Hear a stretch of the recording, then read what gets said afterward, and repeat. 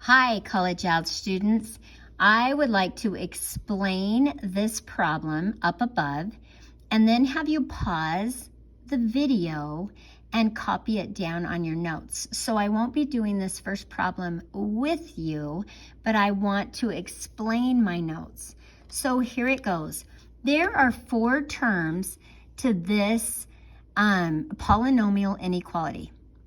And so the only way that we can find the critical values is if we set this equal to 0, which it is, but then group it. So I created 2 groups, and I GCF the first group and x squared out to get x plus 3. And I GCF the second group, -4 out, to get an x plus 3. Now, those 2 GCFs come together to multiply x plus 3 at the same time. So I get x squared minus 4 times x plus 3. And we're not learning grouping for the first time. We've reviewed it with quadratics or with polynomials, and so you're pretty accustomed to this. Now, this is a difference of squares, so I keep factoring. X squared minus 4 factors into an x plus 2 and an x minus 2 times the x plus 3 that's already there. So from here, what I did is I went to the side of my paper and I set each one of those factors equal to 0 and solved. So I got -2 as an answer, +2 as an answer, and -3 as an answer. And so my critical values, forgot my equal sign right there. My critical values on my number line are -3, -2, and +2. Those are critical values. The blue values are critical values. Now I need to test a value. I want to know the answer to this polynomial. Which interval really is greater than or equal to 0? So I started playing around with my calculator and I picked the 4 test values circled in yellow and started plugging them into my calculator. And for the first time, I plugged -4 in, and I just plugged them into these 3 parentheses, guys. It was so easy, and I got a value of -12. Well, -12 is not greater than 0, so it was a big bust. So then I tested -2.5, and I plugged it in here, here, and here. It was greater than 0. It was 1.125. And now I'm going to plug in 0 and show you how to do it on a calculator. So I have 0 plus 2, parenthesis, 0 minus 2, parenthesis, and 0 plus 3, parenthesis. And I hit equals, and that was -12. So -12 is not greater than or equal to 0. So this one is a big bust, meaning not true. So I'm going to test the number 3. I'm going to put parenthesis 3 plus 2, parenthesis, 3 minus 2, parenthesis, 3 plus 3, and hit equals, and I get 30. Well, 30 is greater than or equal to 0, as it states. So how do I graph this? What would my solution be? Well, because of the equal to sign, I'm going to have a solid circle on -3, a solid circle on -2, and everything in between. For this one, I'm going to have a solid circle on +2 and everything to the right. So how would I write the interval notation for that? Well, easy. Bracket -3 because of the solid circle, comma, all the numbers in between, and -2 bracket. And so it's that, or it can be over here in this. So I guess it's truly an or, which would be the union side. You can be here, or you can be here starting at 3 and going to infinity. Okay, so that is solving polynomials for page 3 of the notes. Final type.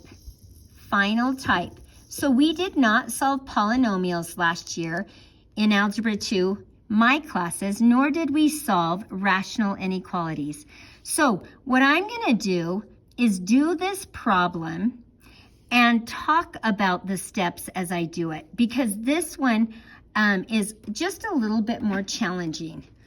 The first thing I have to do is set it equal to 0. So I need to set it equal to 0. So that's going to look like this.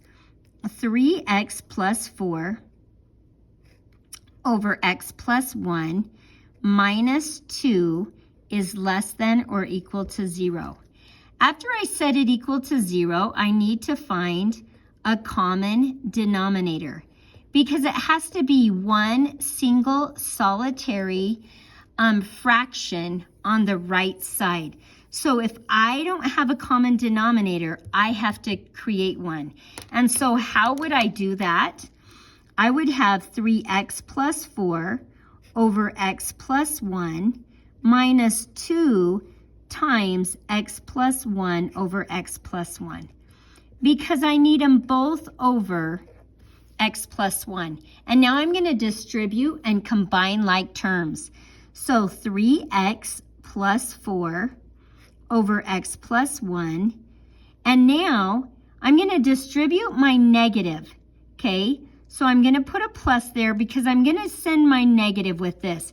Negative 2 times x is negative 2x. And a negative 2 times 1 is a negative 2. And that's over x plus 1. Well, we know if they're both over x plus 1, I can combine my terms and make one single solitary fraction. So 3x minus 2x is x, and 4 minus 2 is 2, and that's over x plus 1. So finally, it's equal to 0, and it's one single solitary fraction.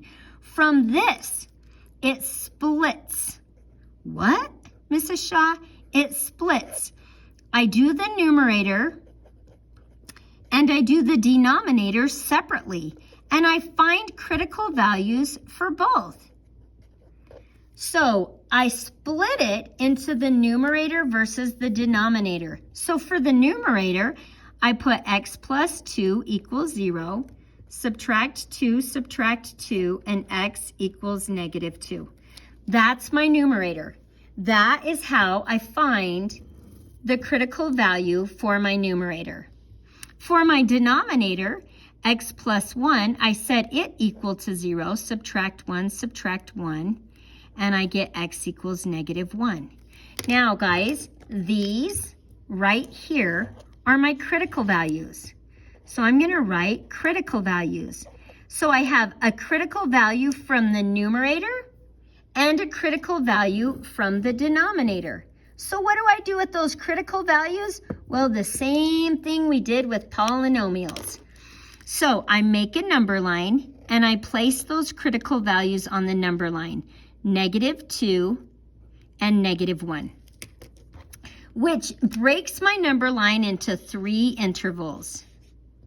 And I test those 3 intervals. What's a number less than negative 2? Negative 3. What's a number between negative 2 and negative 1? Negative 1.5. And what's a number greater than negative 1? 0. And I plug it in here and I say, is this true or false? So I'm getting my handy dandy calculator and I'm going to make a fraction just by using the parentheses. So I have negative 3 plus 2 parenthesis divided by parenthesis negative 3 plus 1. Is that less than or equal to 0? No. No. 0.5 is not less than or equal to 0. Okay. Now, negative 1.5, parenthesis. Negative 1.5 plus 2 parenthesis divided by parenthesis negative 1.5 plus 1 parenthesis. Negative 1. Is negative 1 less than or equal to 0? Yes. So negative 1 is less than or equal to 0. Hooray! Hooray! I found a thing. Okay, notice I am not putting circles on because I'll tell you why. One sec. Let's test 0. Where is my fraction? There's my fraction. It's over here. Okay, testing 0, parenthesis, 0 plus 2 parenthesis divided by parenthesis, 0 plus 1 parenthesis. That's 2. Is 2 less than or equal to 0? No. Okay, why in the world am I freaking out about my dots? Because of the equal sign. This tells me I should have 2 solid dots. So I'm going to put a solid dot on -2 and feel good about it. But -1, can x equal -1? Can it equal -1? Or would -1 plus 1 be undefined? So the number down here, the critical value on my always must have an open circle. The critical value that I get from my denominator, must always have an open circle, or else that fraction is undefined. Why is it undefined? Because -1 plus 1 is 0, and you can't divide by 0. Hey, thanks for being good sports. Bye-bye.